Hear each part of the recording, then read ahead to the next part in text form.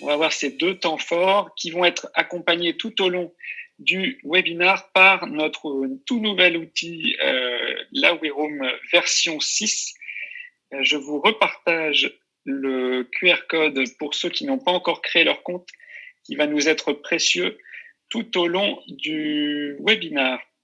Avec le code projet Le Grand Bain qui nous permet de rentrer dans les contenus dédiés à ce webinaire. Et on a travaillé notre méthodologie pour pouvoir passer à l'action et développer la culture de l'initiative. Donc c'est ce que l'on va voir maintenant.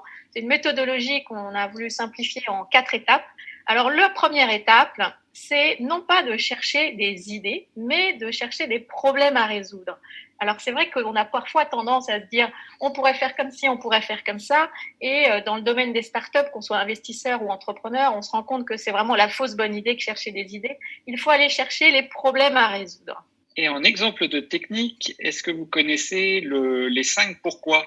Ne pas s'arrêter à la première raison, au premier parce que, mais essayer de déplier la pelote en cherchant le pourquoi du pourquoi du pourquoi et d'approfondir ainsi la problématique.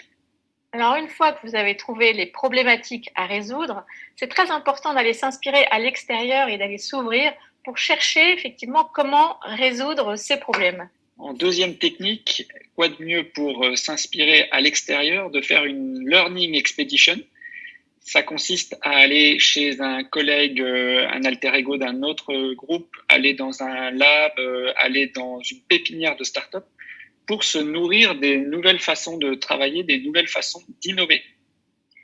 Alors ensuite, pour passer à l'action, trop souvent, parfois dans les entreprises, on a des chefs de projet qui ont l'habitude de faire appel à des prestataires et l'organisation est assez lourde. Pour pouvoir développer la culture de l'initiative, et on l'a vu dans toutes les entreprises agiles qui sont dans le design thinking, etc., c'est très important de cultiver l'envie de faire soi-même. Et ça commence par le fait de faire aussi soi-même des petites choses à la portée de tous. La technique des petits pas qui est très intéressante quand on subdivise un gros objectif en petites étapes pour pouvoir accumuler des petites victoires et les célébrer au fur et à mesure. Alors, il faut dire que parfois, on a trouvé les problèmes, on a proposé des solutions, on a fait soi-même et puis ça ne marche pas. Et en fait, la 4e étape est la plus importante si on ne veut pas couper l'herbe sur le pied des équipes et de sa propre confiance, c'est qu'il faut valoriser et célébrer aussi bien les initiatives, aussi bien les succès, mais également les flops. Et donc, en exemple de technique, la 4e, c'est une technique qui nous vient du fondateur de Blablacar, Frédéric Mazella, qui a coutume de remercier 3 fois toute proposition d'amélioration, parce que c'est très précieux, les améliorations, quand on a une solution innovante comme la sienne. Et comment améliorer la culture du droit à l'essai dans une entreprise?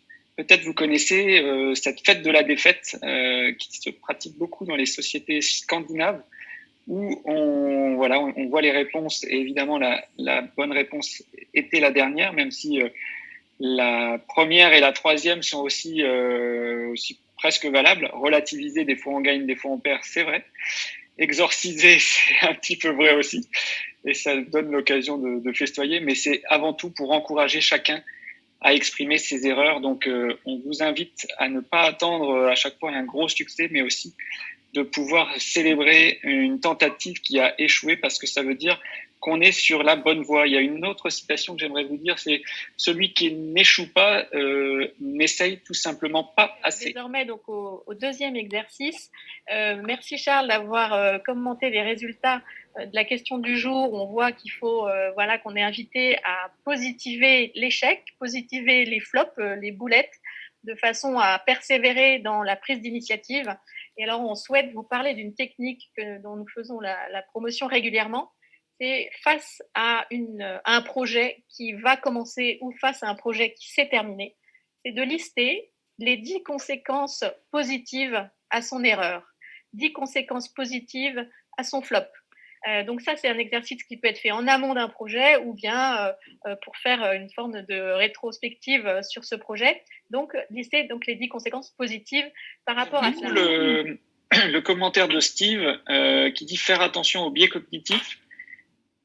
En fait, les biais cognitifs, on ne peut pas y échapper, grosso modo. Même si on est conscient qu'ils existent, on va se faire avoir par X raisons que le cerveau fait, qu'il est extraordinaire. Des fois, il veut se simplifier la tâche.